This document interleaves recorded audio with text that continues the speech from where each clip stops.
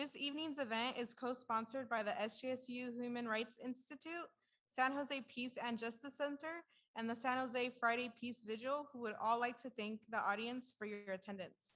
In a moment, we'll show a brief video on our special guest and their new book. We will then welcome them and our host to the stage for a brief interview, followed by questions from our live and streaming audience.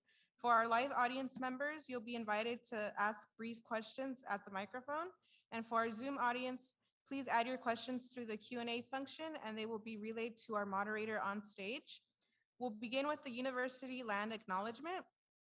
The San Jose State University community recognizes that the present-day Muwekma Ohlone tribe, with an enrolled Bureau of Indian Affairs documented membership of over 550, is comprised of all of the known surviving American Indian lineages aboriginal to the San Francisco Bay region, who trace their ancestry through the missions Santa Clara, San Jose, and Dolores during the advent of the Hispo-European Empire into Alta California, and who are the successors and living members of the sovereign, historic, previously federally recognized Verona Band of Alameda County. Furthermore, the San Jose State University community recognizes that the university is established within the Tamian Ohlone speaking tribal ethno-historic territory, which is based upon the unratified federal treaties of 1851 through 1852, includes the unceded ancestral lands of the Muwekma Ohlone tribe of the San Francisco Bay Area. Some of the enrolled Muwekma lineages are descended from direct ancestors from the Tamian Ohlone tribal territory, whose ancestors had affiliation with Mission Santa Clara.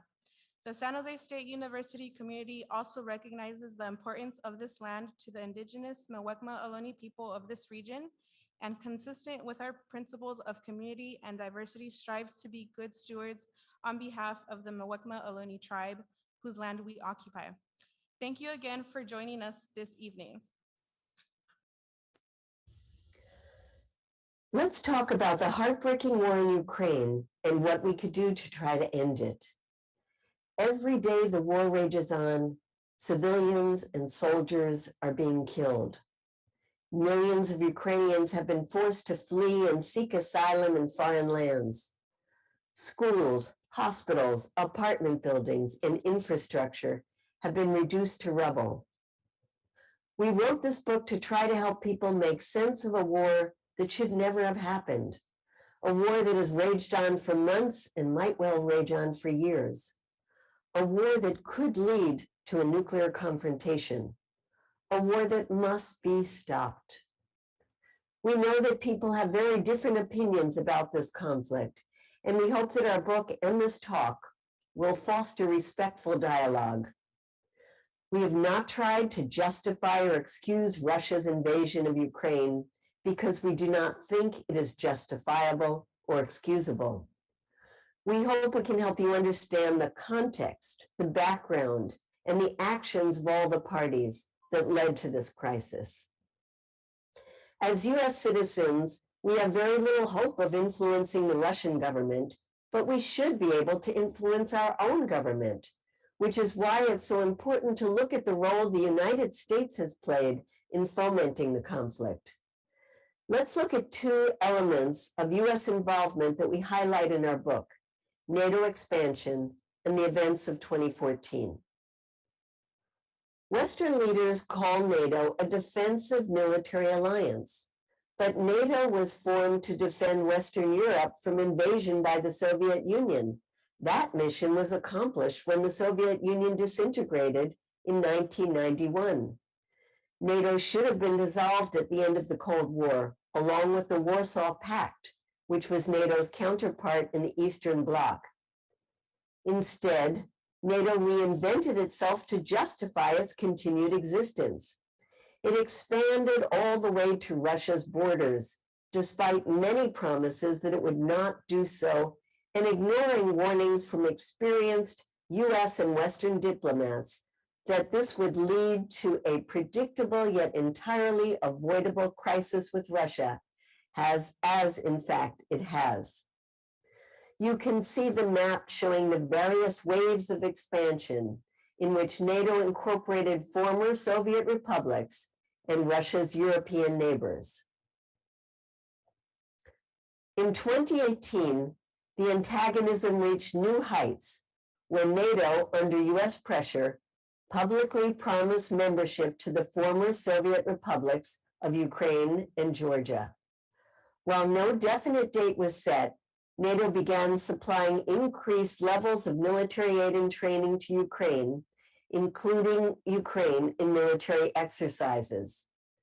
So Russia certainly had legitimate concerns about Ukraine's involvement in an ever-expanding military alliance that was encircling Russia with powerful military forces and had already unleashed aggressive wars and occupations in Kosovo in 1999, Afghanistan in 2001, and Libya in 2007. The other event that served to set the stage for the Russian invasion in 2022 was the coup in Ukraine in 2014. The 2014 upheavals began with massive peaceful protests against the corrupt pro-Russian president Viktor Yanukovych. Unfortunately, though, these protests turned violent and were co-opted by neo-Nazi groups that refused to go along with an internationally negotiated plan for a political transition, and instead they spearheaded a coup. The extent of US support and involvement in this coup is still shrouded in secrecy, as are previous US-backed coups in Iran, Chile, and many other countries. But a leaked audio tape of Assistant Secretary of State Victoria Nuland and US Ambassador Jeffrey Pyatt exposed their roles as coup managers as they handpicked what positions each of their Ukrainian collaborators would assume in the post-coup government.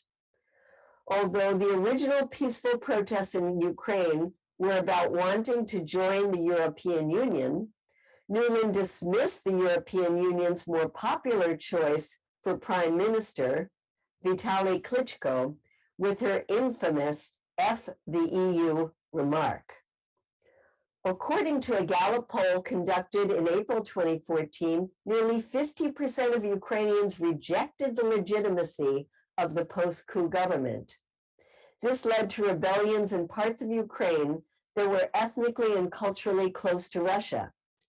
In Crimea, a peninsula on the Black Sea with a mostly Russian-speaking population that was part of Russia from 1783 until 1954, as well as in the eastern provinces of Luhansk and Donetsk.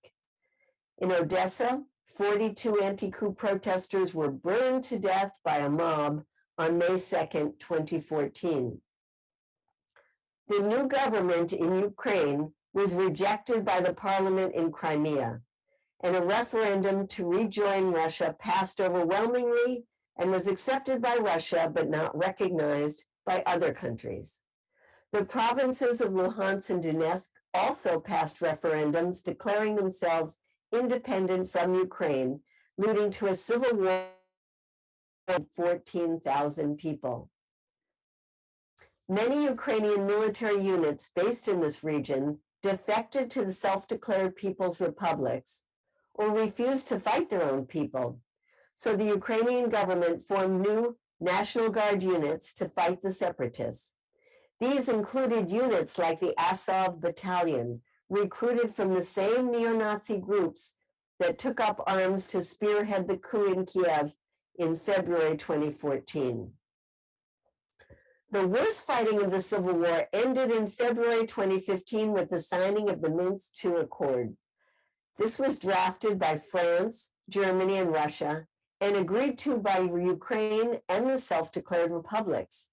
It set up a ceasefire and a buffer zone between the warring parties and was monitored by 1,300 monitors and staff from the OSCE, which is the Organization for Security and Cooperation in Europe.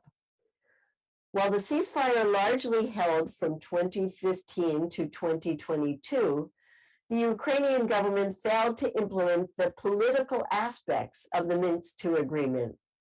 It had agreed to grant Donetsk and Luhansk a new autonomous status, but each time the Ukrainian government tried to move forward on this, extreme right-wing forces re-exerted their power and insisted that Ukraine must instead keep fighting to recover its lost territories. NATO and the US also bear responsibility for the failure of Minsk II. Despite officially claiming to support the agreement, NATO and the US, under both Trump and Biden, kept building up Ukraine's military, encouraging the Ukrainian government to believe it could eventually recover Donbass and Crimea by force, and that the US and NATO would support that. As tensions were reaching a boiling point in December 2021, Russia took the initiative of drafting two mutual security treaties, one between Russia and the United States and the other between Russia and NATO. These were not take it or leave it demands, but drafts for negotiation. Unfortunately, the United States and NATO summarily dismissed Russia's proposals. By building up Ukraine's military, promising Ukraine NATO membership, and dismissing negotiations, the US and its allies turned Ukraine into a dangerous weapon in their revived Cold War against Russia. Then, in the days leading up to February's Russia invasion, the OSCE ceasefire monitors documented thousands of explosions around the ceasefire line in Donbass, mostly on the Donetsk and Luhansk side, indicating a major escalation of artillery fire by Ukrainian government forces. So even in the immediate causes of the war, it is deceptive to describe the invasion as unprovoked, as Biden and US officials routinely do. By early 2022, Russia had amassed large military forces near Belarus' border and its own borders with Ukraine, all the while denying that it had plans to invade. It also formally recognized Donetsk and Luhansk People's Republics as independent countries. On February 24th, Russia invaded. The invasion was illegal on many counts. It was not an act of self-defense, and it certainly was not authorized by the United Nations. Under international law, including the Kellogg-Briand Pact and the UN Charter, the invasion was an illegal crime of aggression. Russia did not just move its invading forces into Donbass to support the breakaway republics, but it launched offensive towards the capital, Kyiv, and the second largest city, Kharkiv, in the northeast, and into the southern part of Ukraine from Crimea. Western analysts generally agree that Russia must have hoped to take quickly Kyiv and install a friendly government, but it encountered strong resistance from Ukrainian forces and was forced to withdraw from the north. Ukraine's western neighbors responded to the invasion by granting asylum to millions of refugees, while the US and other NATO countries poured billions of dollars worth of weapons into Ukraine, stepped up their training of Ukrainian military, and provided it with intelligence to accurately attack important Russian targets. There has been little or no accountability for the weapons flooding into Ukraine. There are reports that as little as 30% of them may be reaching the front lines because they are either destroyed by Russian missiles or siphoned off into the black market, where they could end up in the hands of the Islamic State, neo-Nazis, or other dangerous groups around the world. This was precisely why the US Congress prohibited the transfer of US weapons to the Azov Regiment in 2018, as it became a magnet and a hub for international right-wing militant networks. Yet after the Russian invasion, all restraints were lifted, and thousands of tons of powerful and advanced weapons have poured in over the Polish border. There is so little debate about this in the US that when Congress passed an enormous $40 billion package for Ukraine, with most of the money to be spent on more and more lethal weapons for up to another decade, not a single Democrat voted against it. Not even Congresswoman Barbara Lee, who cast the lone, wise, and prophetic vote against the disastrous war in Afghanistan in 2001. In our book, we explain the peace negotiations in Turkey in March that could have already ended this war, and the largely unreported role of the US and British governments in killing those talks. The talks during the first month of the war produced the contours of a 15-point peace plan for a ceasefire, a Russia withdrawal, and a future for Ukraine as an independent, peaceful, and neutral country. On March 27th, President Zelensky told a national TV audience, "Our goal is obvious, peace and the restoration of normal life in our native state as soon as possible." Under the draft agreement, Ukraine would neither be a military ally of the United States and NATO, nor of Russia, with no foreign military bases or installations on its territory. Ukraine would get security guarantees from other countries. Russian speakers in Ukraine would be free to speak, read, and study in Russian. And the future of Crimea and Donbass would be determined by an internationally accepted political process during a transition period of several years. But none of that came to pass. British Prime Minister Boris Johnson went to Kyiv on April 9th and told Prime Minister Zelensky that the UK would not be party to any agreement between Ukraine and Russia, and that the collective West, as he called it, saw a chance to press Russia and was determined to make the most of it. Turkish diplomats who had been mediating the ceasefire talks reported that US Defense Secretary Austin delivered a similar message to Zelensky, and that these messages effectively killed their peace efforts. So early hopes for a negotiated peace were dashed, largely as a result of US and British determination to weaken Russia, even at the cost of rivers of Ukrainian blood in an open-ended war that could last for years. The undermining of ceasefire talks was a tragic lost opportunity. Since the talks were abandoned, the slaughter and destruction has continued, with hundreds of Ukrainians killed every day. Russia has taken control of more territory, and despite the successful Ukrainian counteroffensive, Russia now occupies 20% of Ukraine.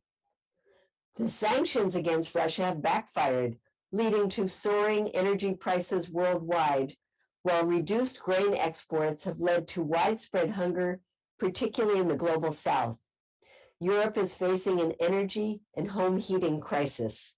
Meanwhile, no sign has honestly or publicly explained what its goals are in this war, or why they can possibly justify the total destruction of Ukraine and even the greater danger of nuclear war.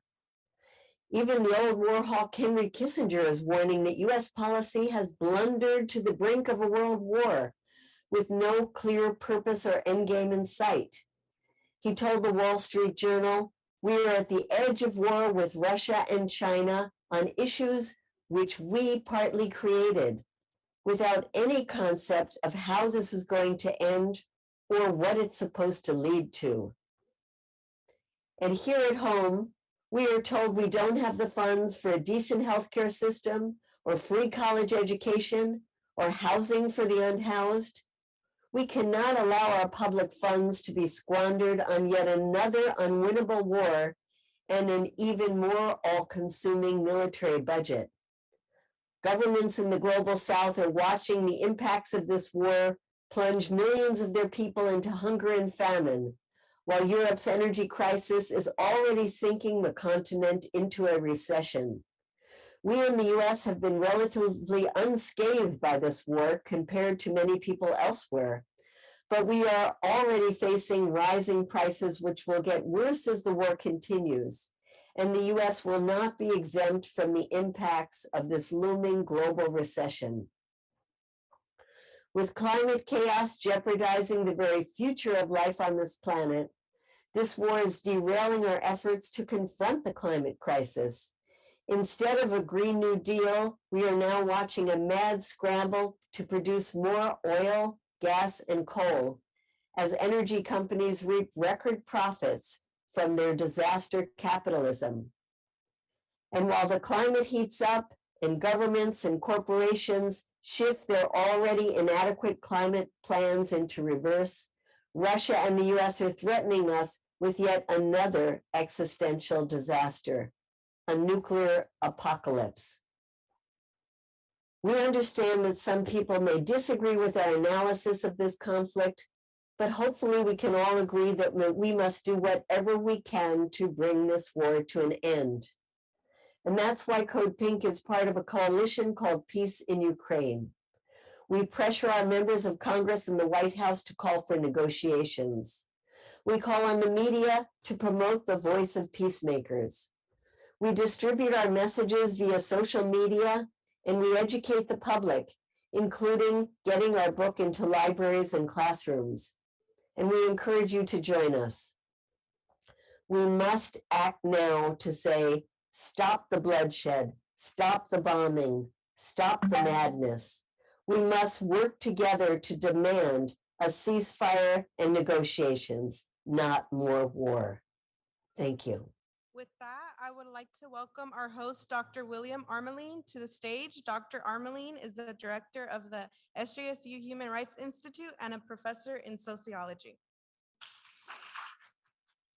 Come on over here to the, oh, we have other mics here too. All right.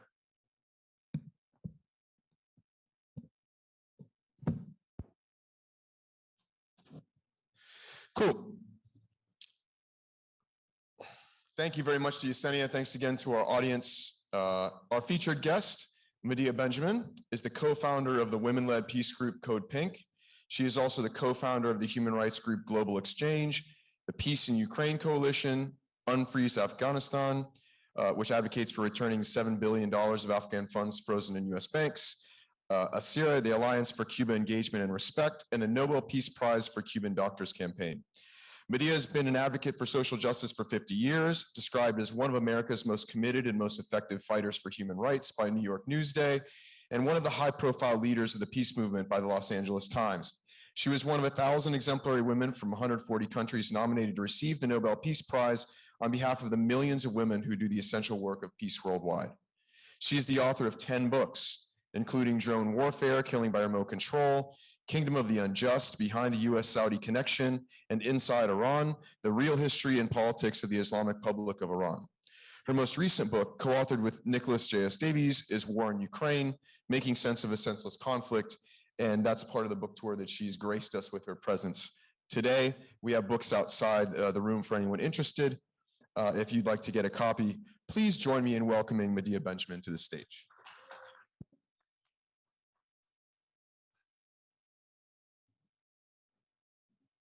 All right. So Medea robbed me of many of my initial questions with this very informative video. So fortunately, we'll be able to go into a little more spontaneous conversation. Is your mic on? I can give you mine. Hello? Yeah, you're good. So I do want to start out, and I say this also, Medea. So when you first arrived, we were joking a little bit because, you know, I got to know of you and CodePink when I was part of the anti-war movement in the early 2000s and the movement against the Iraq and Afghanistan war and all these sorts of things. And it struck me that for many of my students, they didn't get to see you interrupting presidents, senators, and all kinds of other people in the middle of talking and just doing really unbelievable, courageous work, sort of in not the arena just of organizing, but in civil disobedience. And so I wanted to ask you the perhaps trite question that I'm sure you're sick of answering, but is really important for my students, which is, how did you get into doing this kind of work? And how does an everyday person sort of rise to that level to be able to confront, you know, world leaders and politicians to their face, you know, on these various issues? How did you get into doing all this? Well, back when I was in high school, there was another war raging, and that was the Vietnam War. And at that time, the US fought wars by actually sending soldiers into them. And we had something called a draft, which meant that anybody who is of military age, and at that time it was males, would be drafted and sent to fight a war thousands of miles away that they knew nothing about. And at that point, my friends were being sent overseas, and my sister was a couple of years older. Her boyfriend had just graduated high school and was drafted and sent to Vietnam. he would write her letters every month. And first they were just kind of, normal letters. And then they got weirder and weirder. And about 6 months later, he sent her a package in the mail that she was all excited to open. And it was an ear of the enemy, Viet Cong, with a piece of leather around it to put around her neck as a souvenir. And I went into the bathroom and vomited and thought something is terribly wrong if young boys who turn into monsters in such a short period of time and think that a body part of another human being is a souvenir. So I started an anti-war group in my high school, and ever since have been involved in efforts to try to stop people from killing each other, to stop this madness of war. I've been involved in economic kinds of issues around sweatshops, around living wage kinds of issues, but it seems that I'm always pulled back in the direction of the issues of war because my country is always involved in some war. And this is a very different one in that the US wasn't the direct aggressor. But as you talked about in Vietnam, in Iraq, and also in Afghanistan and in Libya, it's so much clearer that it's the US that's going in and making these wars against usually poor people and usually people of color. And you see in the case of a war that's not talked about today at all, the war in Yemen that's been going on for 8 years, it's the US weapons that are being sold to this horrific regime, Saudi Arabia, that's killing people on a regular basis in Yemen. And that's not even talked about in our media at all. And so that brings us up to this war, which is a different kind of war, but yet you still see that it's an issue of people being killed on a regular basis, whether it's civilians being killed or soldiers being killed. And let's be real, the soldiers being killed are people the age of people who are studying in this college. They're 18 years old, they're 19 years old. I mean, I don't think the soldiers that are being sent from Russia or the soldiers in Ukraine really want to be killing each other. It's other people in powerful positions that send young men off to fight and kill and be killed. And I feel that this is a failure of civilization, and we've got to find a much better way of resolving disputes. Thank you very much. I really appreciate that answer. I want to jump off of something that you mentioned and something I mentioned before as well. So both you and the organization CodePink have really embraced a wide variety of strategies in your work. I mean, you've written 10 books. I've seen you give all kinds of presentations. I've seen your colleagues give all kinds of presentations. CodePink has an amazing web presence and social media presence and all these sorts of things. You have presence in various other movements, and you engage in forms of direct action and civil disobedience. Why do you think all of those pieces are important, and what do you say to folks who criticize the use of civil disobedience for these kinds of aims? Well, first of all, almost none of them work, so you got to try them all. We have a limited set of tools in our toolbox, and we've got to use them all. And when the media doesn't cover the protests, we've got to find other ways to get our voices out. We hold press conferences, and the media that comes tends to be media from other countries and not from the United States. We don't get CNN covering us, or MSNBC, or Fox News, or Washington Post, or New York Times. They won't run our op-eds that we are constantly sending to them. So we found that one of the most effective ways is to go where the press already is. And that tends to be places like when there is a president of the United States speaking, or at a public hearing or something that they can't avoid us. And that's why we use things like jumping on stages just like this and grabbing a banner and standing in front of the speakers and saying, you're not telling the truth. So we have to find all the different ways to get our messages out. And things like civil disobedience. I'm not one that likes those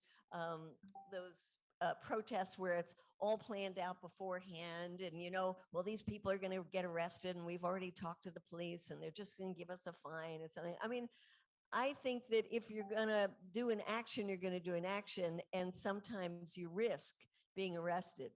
And I know there's a lot of people, because of their immigration status, because of their financial aid status, all kinds of things, can't do that. So then it's up to people like me who can do that. And that's why I appreciate those people who are willing to risk arrest, because that is oftentimes one of the only ways that we can get attention from the media that loves to ignore us. I think it's an excellent answer that I wholeheartedly support. I want to, so I know the video got into a great deal of the historical argument for the books. I want to move kind of into the book before we run out of time. And I just want for our audience to kind of summarize what I think is, it kind of captures the thesis of your argument about the conflict. This is from page 18 in your book. In our view, the Russian invasion of Ukraine was not only criminal, but a catastrophic move and terrible miscalculation. Veteran U.S. diplomat Chaz Freeman called it, quote, the worst strategic decision that any Russian government has made since Tsar Nicholas II decided to go to war with Japan in 1904. But we also believe that the Western nations' treatment of Russia in the decades following the demise of the Soviet Union was a policy mistake of epic proportions. And the video, I think, did a really good job of going through a lot of the arguments that you make in the book about that history. I just wanted to ask a couple things about that history that I didn't hear in the video and that I'd like our audience to be able to benefit from. First, one of the things you mentioned in historical analysis in the text is something that also Naomi Klein uses, a concept called shock therapy. And you mentioned how following the disillusionment of the Soviet Union, that shock therapy was applied to places like Ukraine and Russia and some of the other former Soviet states. Could you explain a little bit about that and sort of what you mean by this use of shock doctrine in that part of the world? Well, this was taking advantage of the breaking up of the Soviet Union that used to have a lot of state-run enterprises, and saying, well, now you joined the, quote, democratic world, you got to sell off all those state enterprises. And the way they were sold off was that it usually is somebody's buddy who gets to buy something very cheaply that's of a great worth, and they become extremely wealthy immediately. That's some people call them oligarchs. You can just call them, at this point, billionaires. But they take advantage of the dissolution of the state. And so what we saw at the time, both in the context of Ukraine and Russia, was that people who once had a decent healthcare system or decent social services now had to purchase those things, and their standard of living just plummeted, even to the extent that their life expectancy plummeted. And corruption was endemic. And that's why when Vladimir Putin came to power in Russia, he started changing the economic system and improving people's standard of living. And that's why he gained so much popularity. Before the invasion of Ukraine, his popularity was about 76%, which is huge for somebody who's been in power that many years. So I think when people look at at Russia today, they do have to bring that piece of history in and recognize why it is that Vladimir Putin does have a lot of support inside of Russia. Right. I mean, it strikes me that so much of the discourse around Russia in the United States leading up to the war and after the war has been sort of, again, over and over claiming that it's this kleptocracy of all of these dueling oligarchs that are both Ukrainian, Russian, and elsewhere. And it seems to me that this is that piece of history that's missing in describing, well, how did you end up with that situation in the first place, right? And it's these fire sales, essentially, as you call them in the book, that happened after the dissolution of the Soviet Union. I think that's a really important part of that history. The video also touches on another piece that I think it has really gotten discussed in a very different way in mainstream media, which is the role of the Ukrainian right and the sort of neo-Nazi groups that include but are not limited to the Azov Battalion. But there are also actual political parties, right, that have been in significant power in Ukraine leading up to this moment. What would you say to those who have been arguing, as many have in the press, that that's all been overblown. That ever since the war started, the role of the far right has been essentially lumped together with the rest of the fighting forces, and that's just really not a variable at this point. It seems that you and your co-author take a very different stance, and I'm just wondering how you respond to those criticisms. Well, we say that the far right is certainly a small minority, but a small minority that have guns and threaten the leader of the country with hanging from a tree can have significant impact. We've seen that in our own country. So the fact that the neo-Nazi parties did not do well in the last election doesn't mean that they don't have power. For example, when President Zelensky, who campaigned that he was going to be a peace president, he was going to stop the civil war that was happening in the Donbass. He was going to meet with the heads of the breakaway republics. He was then attacked by those extreme right forces who said if he dared to do that, he would be hanging from a tree.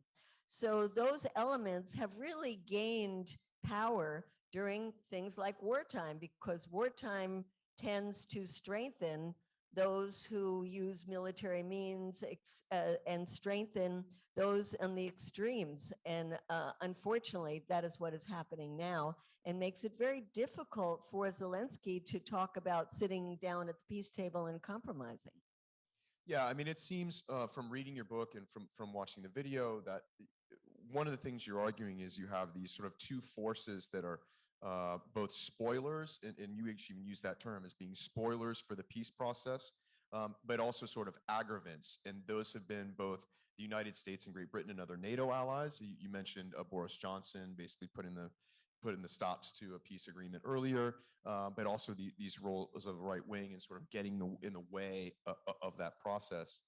I want to move now to the argument around NATO, and this is an argument that was made very clear in the video, so I can skip most of this, but I do want to come to one more controversial point that I've seen you argue at other venues, which is not just that NATO expansion in this case was an aggravant and sort of a cause to the conflict or was a provocation to Russia, but also that NATO in itself, in sort of a continuing existence of NATO, is a danger to peace in the world. A lot of folks responded to that like, what are you talking about? Like, how could we think of, after this kind of invasion, getting rid of something like NATO, right? To those who only listen to mainstream media sources, I think that's a reaction that we've heard. How would you state that case to the sort of the mainstream American who's only heard what we've heard about NATO as this general sort of protector of all things wonderful and democratic?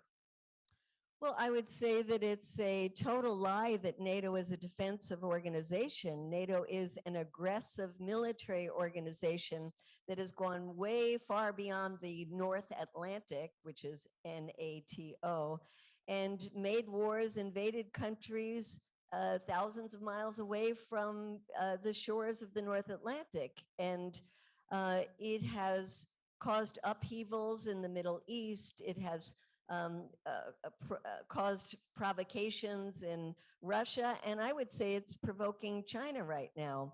I think the world would be a much safer place if NATO was dissolved, if Europe was able to have its own defense structure that didn't include the United States, and if we folded up the hundreds of military bases that the US has all over the world and used our military to defend us at home, not to be provoking conflicts around the world.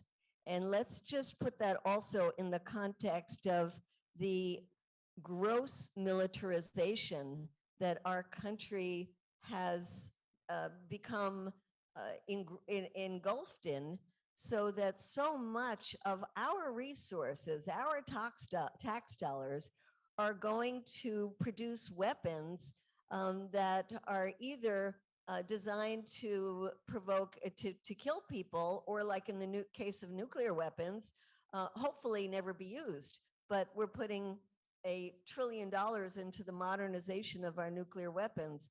So whether it's NATO or whether it's looking back at the way that we spend our resources here in the United States, we should recognize that the critical thing for us to do is find a way to take those resources out of the Pentagon and put them into the needs of people at home and the climate crisis.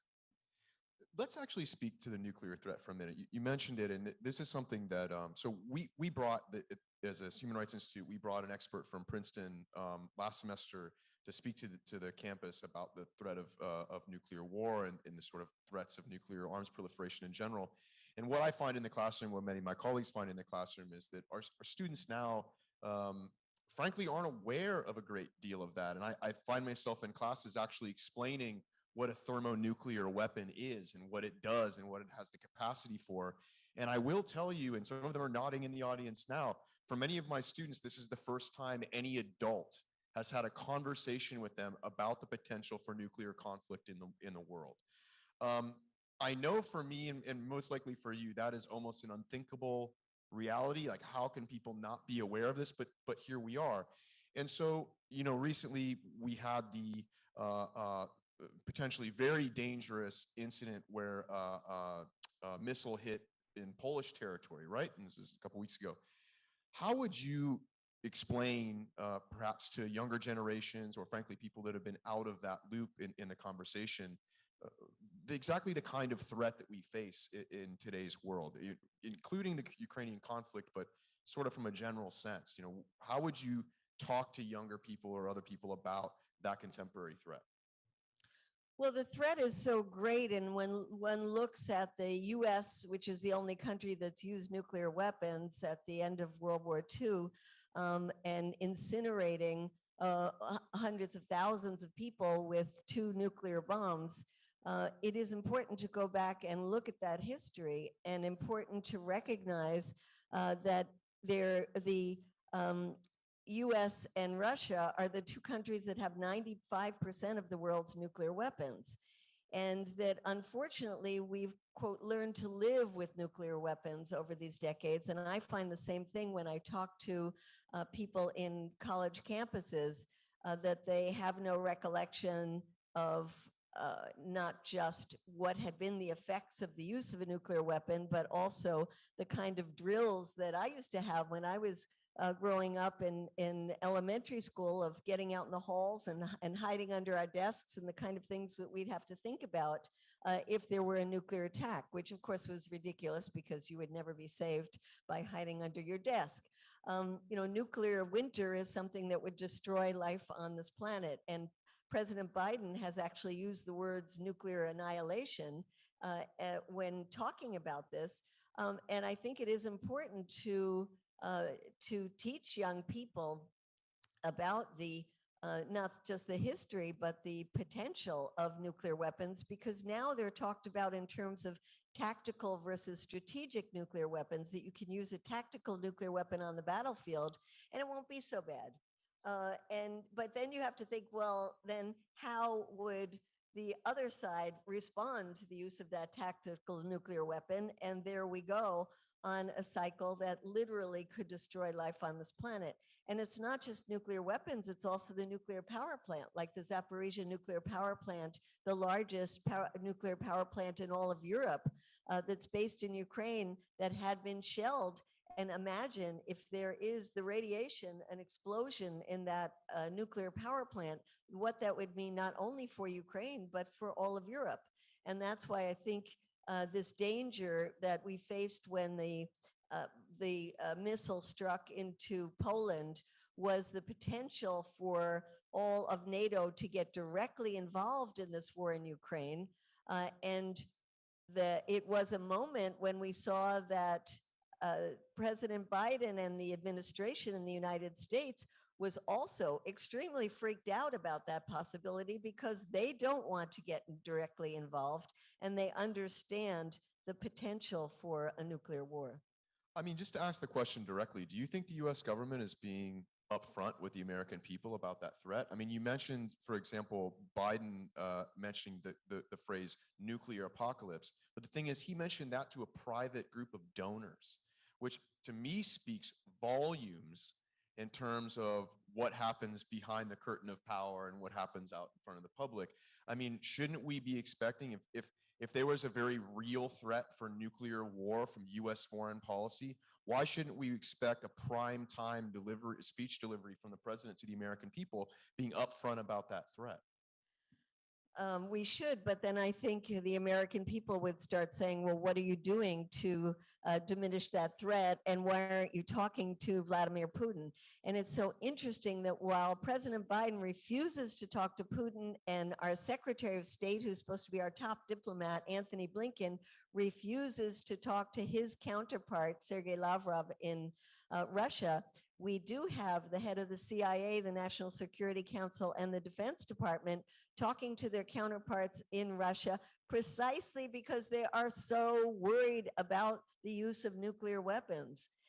They're so worried about an expansion of this conflict beyond the daily grind that is happening in Ukraine right now. So they understand it, but you're absolutely right. They are totally not upfront with the American people about this danger. So let's move on to the issue of spending for a moment. You mentioned that in the video, and I think this is a massive issue, particularly for our young people who are looking to solutions for domestic issues and other kinds of problems that they're constantly told there are no resources for. So according to the Center for Strategic International Studies, US aid to Ukraine now totals over $68 billion, and that was followed by a recent request from the White House for another $37.7 billion as of the 18th of this month.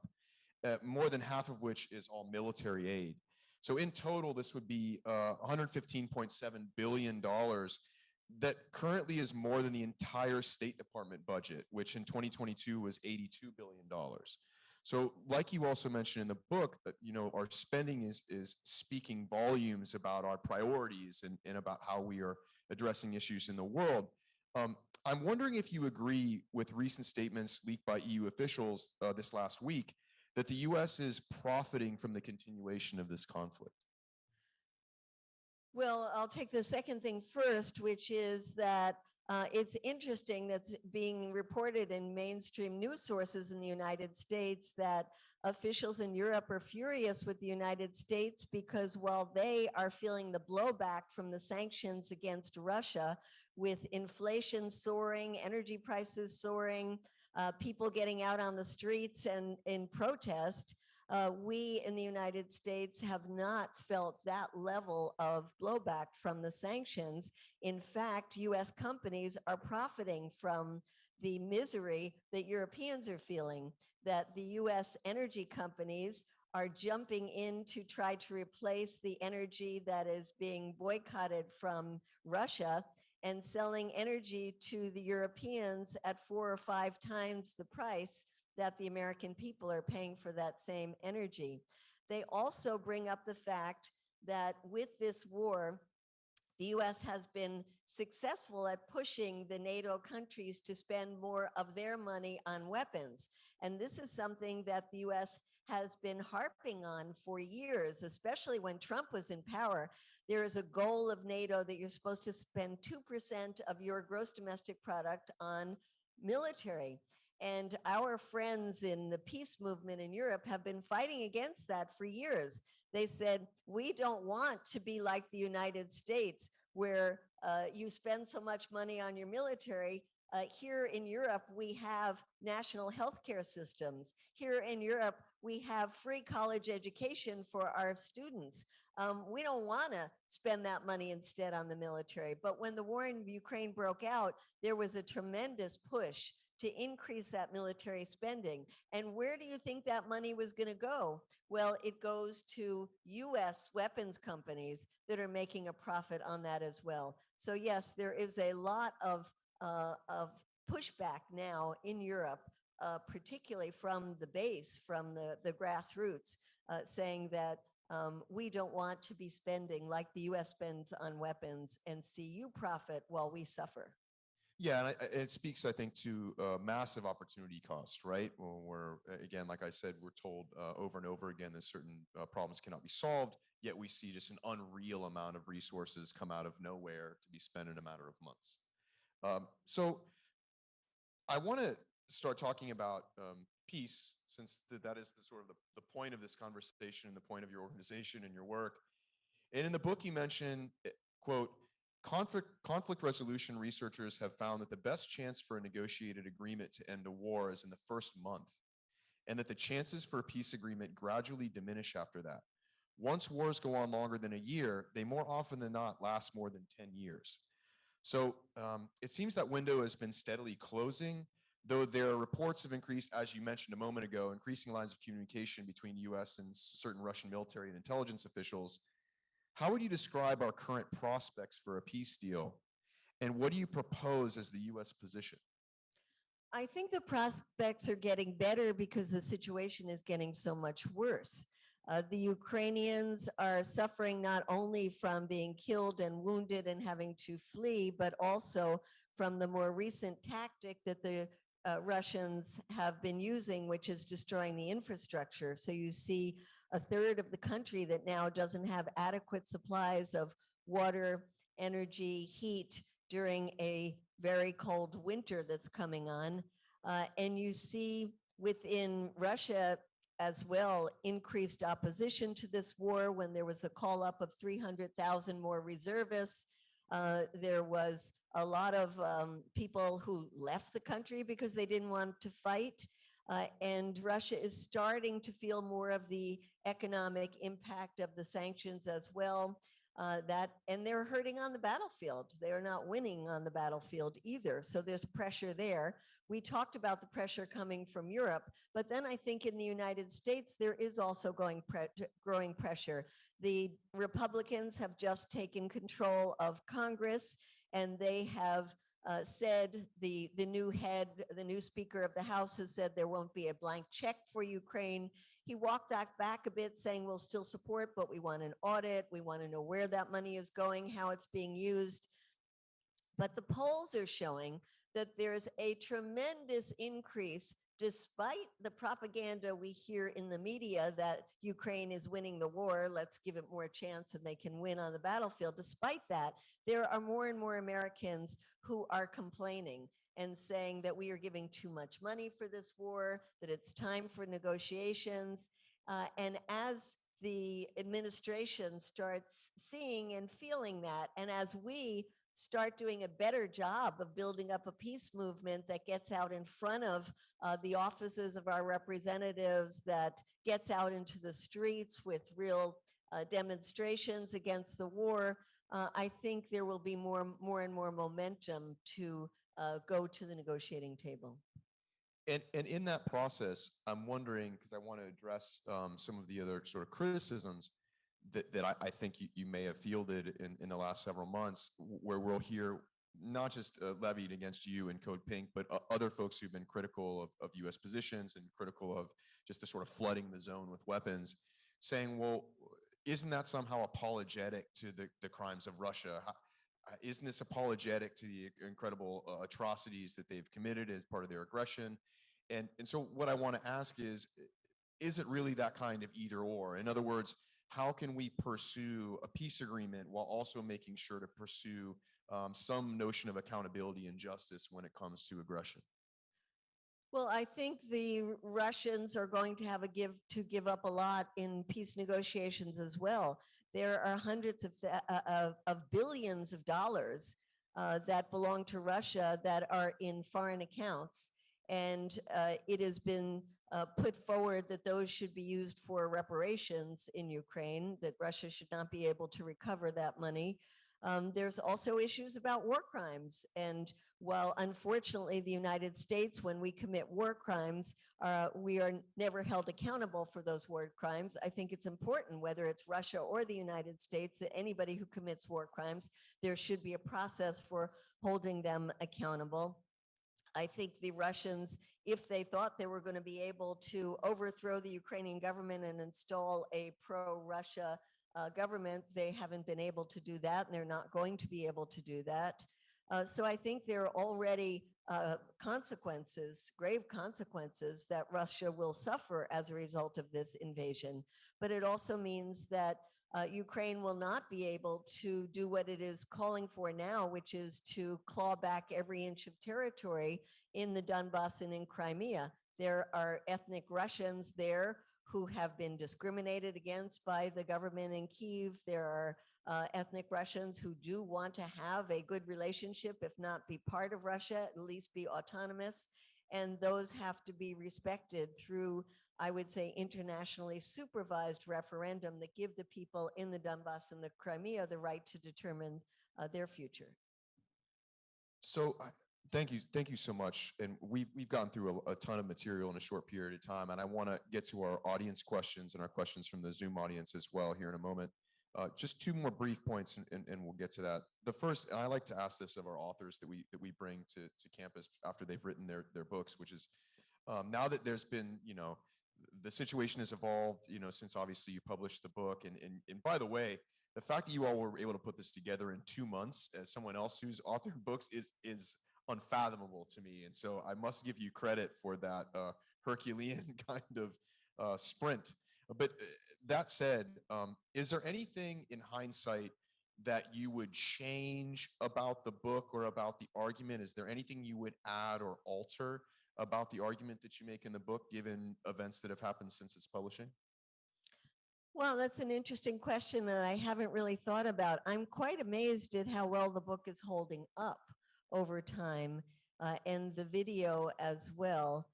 Certainly, I would bring in more elements like the near the miss that we had with the missiles that went into Poland, and use that as an example of just how dangerous the situation is. But we really, I think, did manage in that book, and it's a small book, but it's basically a primer. It's I think to put in the elements that give people a good understanding to continue to update. I guess one issue that has happened since the book was written is the disaster, the fiasco of the 30 members of the Progressive Caucus in Congress who signed a letter calling for negotiations and then got hammered over the head so hard by other members of their party, including the Speaker, Nancy Pelosi, that within 24 hours they withdrew that. And I certainly would have included that in the book because I think that is indicative of where we are politically, that you have a Democrat in the White House, and normally it has been my experience over the years that when there's a Democrat in the White House, it's hard to get a movement against a war that a Democrat is basically responsible for. And when you have a Republican in the White House, it's easier to get people out. And so when there were 30 Democrats that put forward just this very rational call for negotiations, didn't really touch on the issue of the military aid, they had to withdraw that so quickly, shows us that we are not able, we haven't done effective work in building up a base of opposition to this blank check for Ukraine. And that's our responsibility now as people living in this country who want to do something to stop the endless war, the killing of Ukrainians, the dragging out of this war for years to come. We have to do a much better job at putting pressure on all members of Congress so that they are not cowed when they put forward some very rational call for sitting down at the peace table. Yeah, I had that question actually for you too around the letter, and that was interesting and infuriating to watch, I think, for many of us. So I want to start inviting our audience members. If you're on Zoom, please put your questions in the Q&A portion if you haven't yet already, and one of my colleagues is going to start feeding me some of those questions here in a moment. And for our live audience, if you want to just come up to a mic, I'd love to start taking some of your questions now. So if anyone wants to come up to a mic and ask a question of our guests, you can go ahead and do so. Otherwise, I'll also start taking some questions from the Q&A slot. So as you all gather up your courage to come up to the mic, I'm going to ask one more question before I go to the Q&A from Chris. And I'm going to move us away for just a moment from the Ukrainian conflict. So Medea, you have outed yourself over and over again delightfully as a feminist. CodePink is also a feminist and women-led organization largely. And you've written previously on Iran and on social issues in Iran and our politics toward Iran. And so I'm wondering sort of what your position and CodePink's position is right now with regard to supporting or engaging with the Iranian protests. It's a tough one because we totally support the women of Iran and the courage of them, and denounce the repression by the government against these peaceful protesters. It is important to stay our distance because this has to be something resolved by Iranians themselves. And we have seen how US interference in Iran brought the Islamic Republic to power, because there was a democratically elected socialist government that would have been in power starting in 1953 if the US hadn't gone in there and overthrown the government of Mossadegh at the time. The history of Iran would have been so different. And so I think it's important to keep the US government out of the internal affairs of Iran, to keep other governments, the Israeli government, the Saudi government, independence movements who would like to see a breakup of Iran, and really leave it to the Iranian people.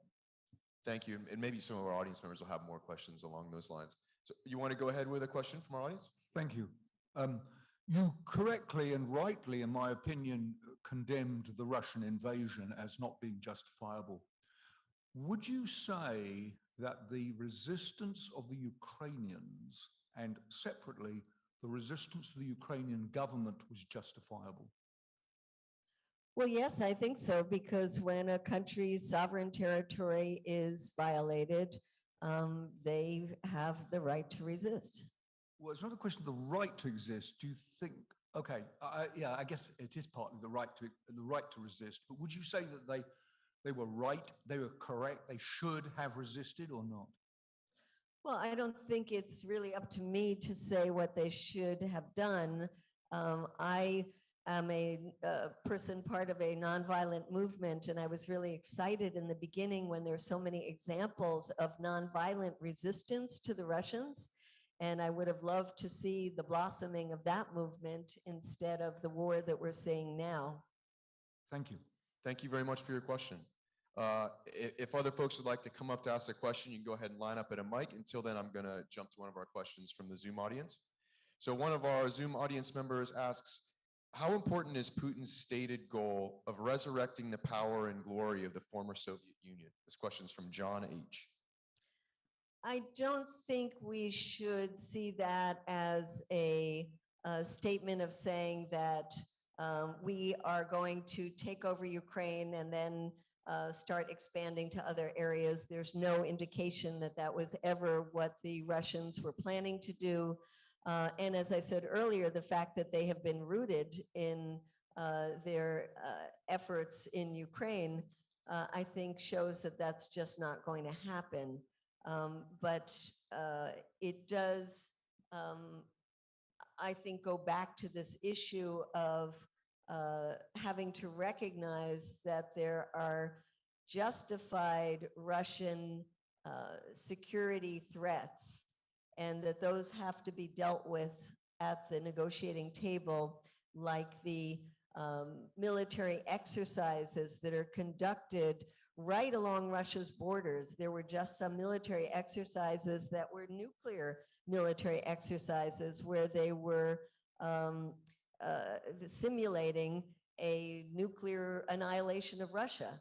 I mean, there are issues that do have to be addressed, but I don't think that we should think that Putin was on a mission to recreate the Soviet empire.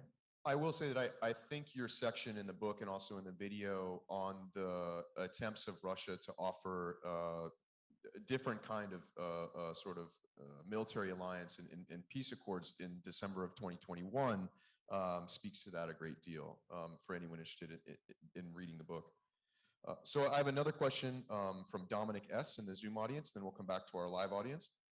So aside from the obvious moral aspect, what are the risks for the international community if Russia were to use a tactical nuclear weapon in Ukraine?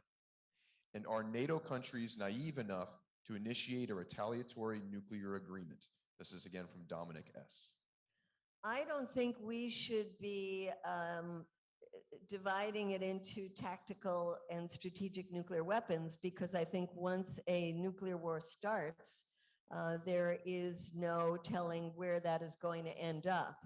And that was something that John F. Kennedy made so clear after the Cuban Missile Crisis in 1962, when he negotiated with Khrushchev to get the Russians to take away their nuclear missiles in Cuba, while the US agreed to take away its nuclear missiles in Turkey.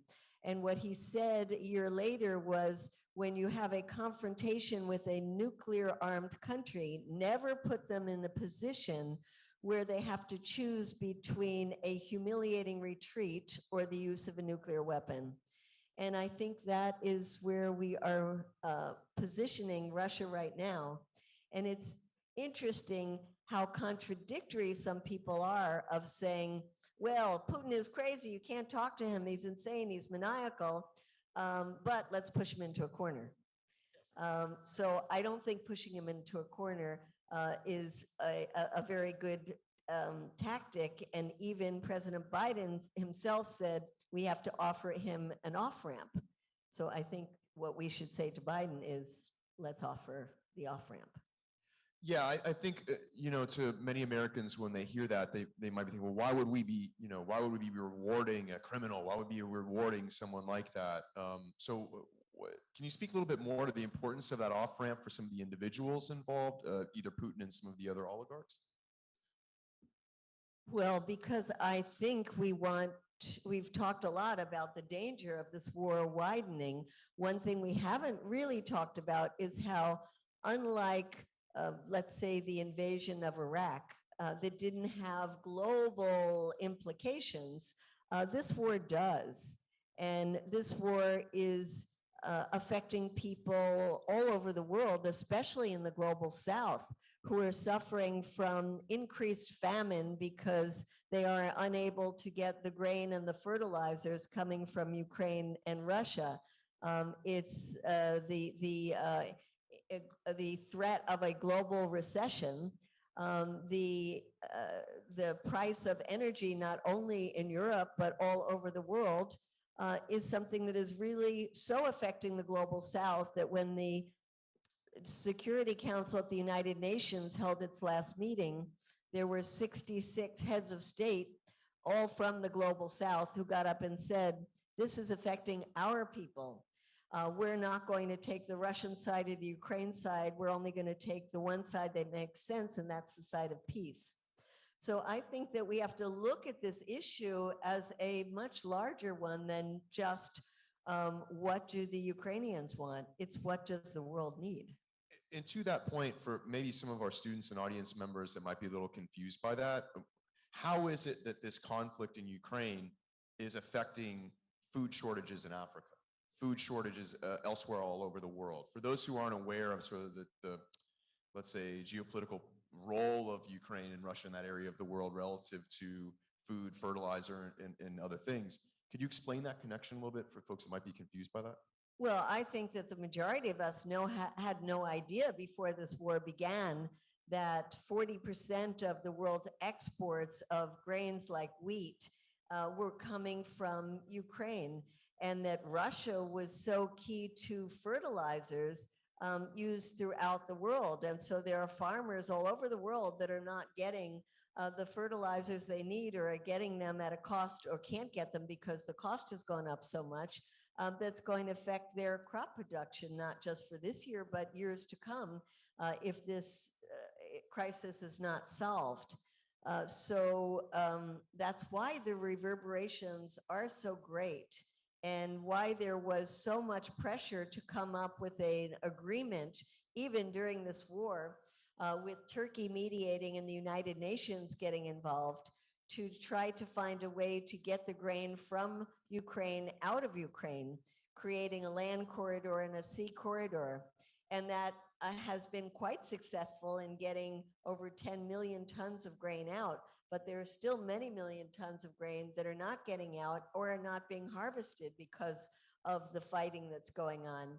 And the sanctions against Russia are supposed to exclude the fertilizers so that these fertilizers would get out. But what Russia is finding is that the ships and the insurance companies are not wanting to deal with Russia and take those fertilizers where they need to go because of the other sanctions against Russia and their fear that they would be violating those sanctions. So it has this secondary and tertiary effects of this war on poor people, particularly in the global south. Thank you. Did you want to ask your question from the audience? And other folks who'd like to come up to ask questions, please go ahead. So Medea, I've been watching you over the years, and I've seen you protest many war criminals, from Henry Kissinger through Madeleine Albright to George W. Bush. Today, Ursula von der Leyen, the EU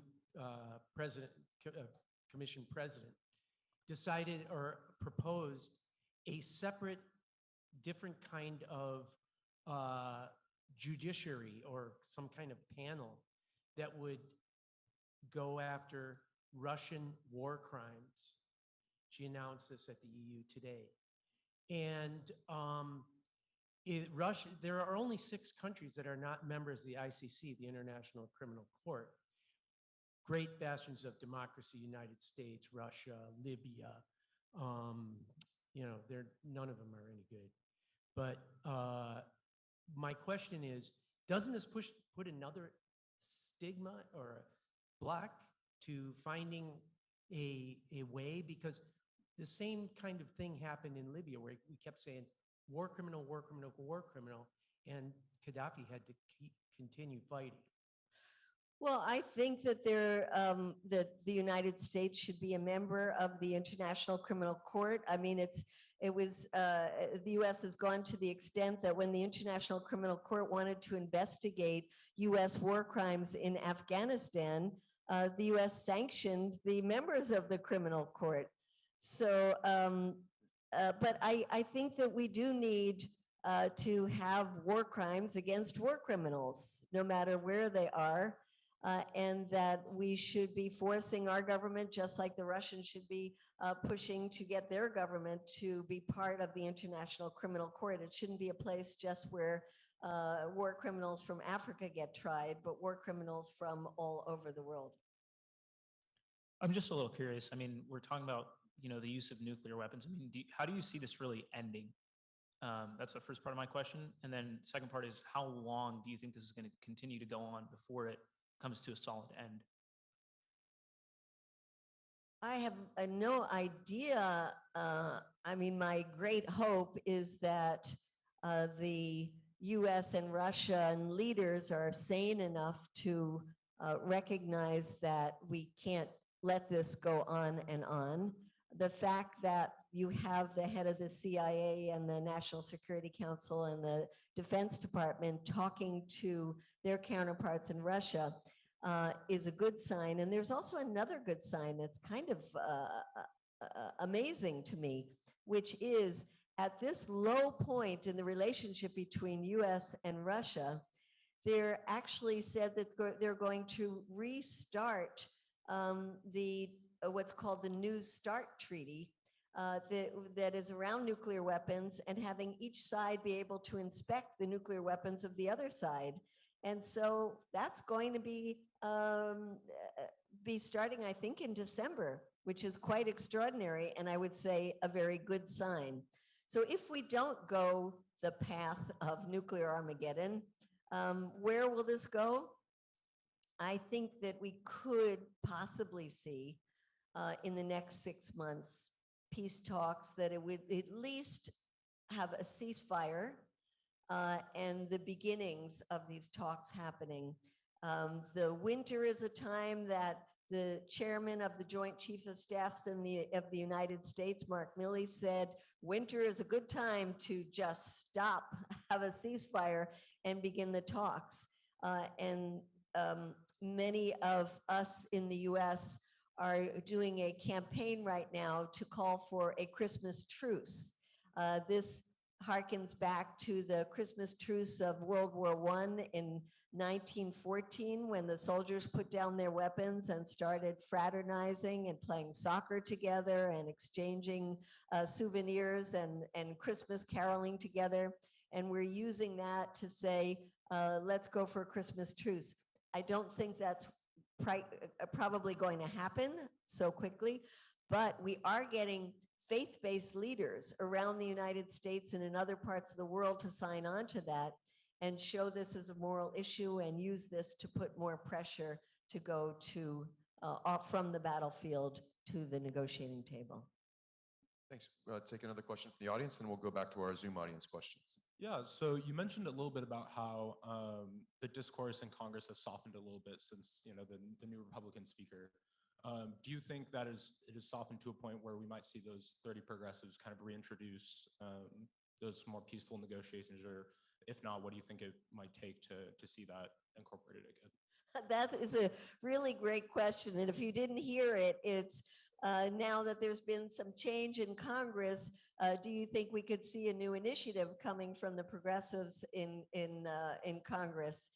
I think they have been wounded by this. I think they're afraid to touch it. But an interesting thing is that the one person who signed this, one out of the 30 who signed it and didn't retract, is Congressman Ro Khanna. And he got on CNN and he said, what do you mean? Why should we have withdrawn this? This is a totally rational letter that we wrote. And he got tremendous support. If you look on his social media, he's got tremendous support. People are talking about him as a presidential candidate. I think the other ones are looking at how bad they looked. I love Pramila Jayapal, the head of the Congressional Caucus. I've known her before she was even in Congress. I think she's a terrific woman, has done great work. I'm so disappointed in her withdrawing that, and really disappointed that she blamed it on her staff. That's a pretty sad thing to do. So your question, I think, really depends on us. How much pressure are we going to put? And we should be doing rallies outside the offices of people like Barbara Lee and the Squad and the people who say, they are progressive. They have to be with us. We cannot be in the position where we are now of looking to people like Marjorie Taylor Greene to have a rational position on the war in Ukraine. We've got to lift up those people and have their backs so that they feel they can come out again and take that rational position. Do you want to go ahead? I want to give you a break from standing there. Go for it. Well, I just think that's really maybe where we should end. But I just wanted to ask you about the, you do point out all the different treaties that we have backed out of over like 20, 30 years. What is that about? I mean, it wasn't easy to get these treaties in the first place. They were mainly the U.S. and the Soviet Union, like limiting the use of dismissal or that, things like that.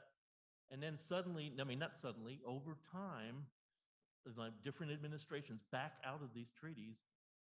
To me, it's insane. And of course, the whole nuclear threat is crazy because there have been so many incidents. If you read Ellsberg's book about nuclear war, of where we almost, like it's so easy. I mean, accidents can happen, right?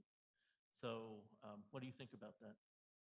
Well, accidents can happen. We saw the one in Poland, and there are bound to be other accidents, unintentional missiles that go astray. And yes, the prospects are extremely frightening in terms of the U.S. pulling out of treaties and agreements like we pulled out of the Iran nuclear deal. Many people around the world say, why should you negotiate with the United States? They're constantly agreeing to things and then pulling out of them from one administration to the next. And as you brought up, the U.S. has also this history of not signing on to international agreements. But on the positive side, there is the law of the land right now around nuclear weapons is that nuclear weapons are illegal. This has been passed by the United Nations. There is a treaty to ban nuclear weapons. And it was a beautiful grassroots movement that gave us that treaty. And there are now enough countries that have signed that and ratified it that it now is law. The problem is you have to get the nuclear armed countries to agree to it. And there, unfortunately, none of the nuclear armed nations have signed on to it yet. But I think if there is a silver lining in this horrific war right now, it's that people are more attuned to the danger of nuclear weapons. And hopefully, when this war is ended, we will be able to put a lot more pressure with a lot more grassroots support on getting the countries that have nuclear weapons to sign onto that treaty to ban them from the face of the earth. Yeah, I'll applaud that. Applaud that. So we'll take one more question from Well, a live audience, and then we have 2 questions from our Zoom audience. I think will be good for us to close on. Please. It's mostly a comment. I wish this room was full, especially of students, because they are the ones that are going to be facing all these problems. We are going on our path to the other side of the struggle, but one of the things, and this is a strategic from the US, for example, wars are always far away, that we don't feel, we don't see what is going on.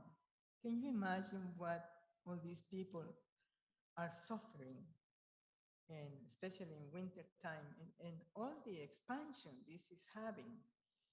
And so we really need to be fighting, and as you were mentioning before, we need to be at every office of these Congress representatives or senators or whoever, protesting and pushing them to sit down and have a dialogue to end this war. It is about time. So this is causing a lot of poverty, a lot more famines, a lot more difficulty. Even us, we have been facing this, paying more per gas, per everything. It's so expensive. And all the money that we have been paying in taxes for the betterment of the community is being spent in arms to kill people, innocent people most of the time. Thank you. Thank you for the comment, and I hesitate to speak for my students. It's something I really don't want to do. I'd rather one of them come up and speak to this, but yeah, go for it. Please. Hi, how's it going? I'm one of Professor Amelie's students. My quick question was, with the transition happening, these communities have millions of displaced individuals who are now going to Poland, other European countries. Do you ever think it's going to be in a position in which they can feel comfortable enough to ever go home? Because with their homes being as destroyed as they are, I know the US is probably going to give our aid as much as we can to hopefully, rebuild their communities. But as for now, all of them being displaced, we saw images of families, mothers carrying their children on their back with luggages in their hands. Do you think it'll ever go not necessarily back to the way it was, but do you think these people will ever go home? A lot of people have gone home in areas where the fighting isn't happening because it's not all over the country. And many have gone home. But now with Russia destroying the infrastructure, it's creating a new round of refugees. But one thing I do want to say, because as my organization, CodePink, we have had people in our organization that went to Poland to be supporting the refugees. And they found out that there was nothing for them to do because there were so many people and so much money that was being poured in to help these refugees that there were like no refugee camps. They were all being put into homes, and governments were paying for people to house them and feed them. And then I don't know if you saw, but we talk about in the book, you know, there are people camped out on the US-Mexican border that have been there for a long time. They created a special line for the Ukrainians to be able to come in and be processed immediately and be helped. So the refugees, while it's horrific that there are so many refugees, and they definitely suffer when you have to leave your home and your loved ones, and a lot of the elder people were not able to leave, it is an example of how the world should treat refugees and welcome them with open arms and find them places to live and find them jobs and not leave them stranded on borders, or the way that Haitian refugees are attacked with horses and whips. So I think there is something to learn from the way that the Ukrainian refugees have been treated. Thank you for those excellent questions and for that excellent answer. I think we'd be wise to close on this question from our Zoom audience. I think it's a wonderful closer. This is from an anonymous member of our Zoom audience.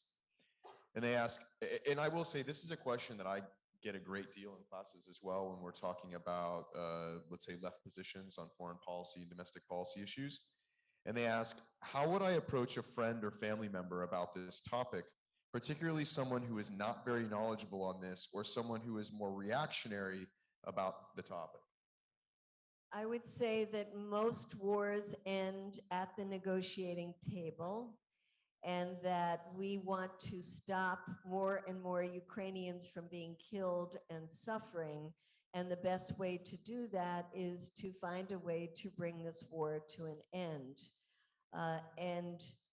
For that, I would then say to them, and you too can get involved. And here's a book that I would give you to learn more about this. The book has been very useful and selling amazingly well because people want to give it to their friends and relatives. And they've said, it might not be the holiday gift you wanted, but it's the holiday gift you need. So that's one thing. The other is just for this audience, as we're starting to close, that there are ways to get involved, that my organization, CodePink, is a great way to start. We have a sign-up sheet that's outside on the table there. There is also a coalition called Peace in Ukraine, and you can join it as an individual or as an organization.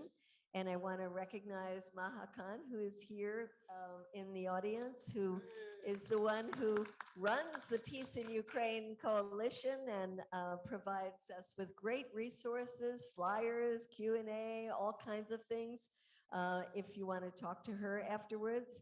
And I know there's local people who do great work that it would be wonderful before we close to give them a chance to say how people could get involved.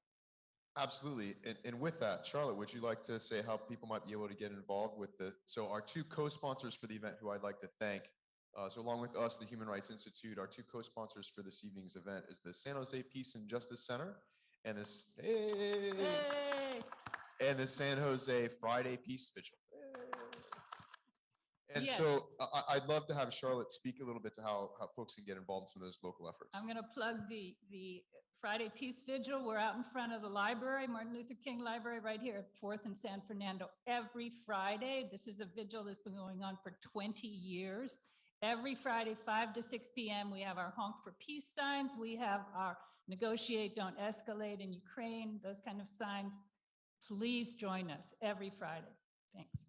Thank you so much. And with that, I want to go ahead and thank Medea. Thank you so much for coming and joining us today. I want to thank Maha and everyone else from the organization, and taking everybody that came to help set up today, everyone that helped to make this possible. I want to thank our students. I want to thank all of you who made it out to a live event post-COVID, which is harder and harder to get people to do, it seems. And I want to thank all the folks that joined us, the many folks that are joining us via Zoom. We'd love to have you here in person, but we'd love to have you any way we can. So thank you so much for tuning in. We'll be coming back in the spring with our Human Rights Lecture Series, so be looking out for that. And until then, like I said, we really just want to thank Medea and her friends and colleagues, and encourage you to check out the books outside the room. And if you're online, check out the book online.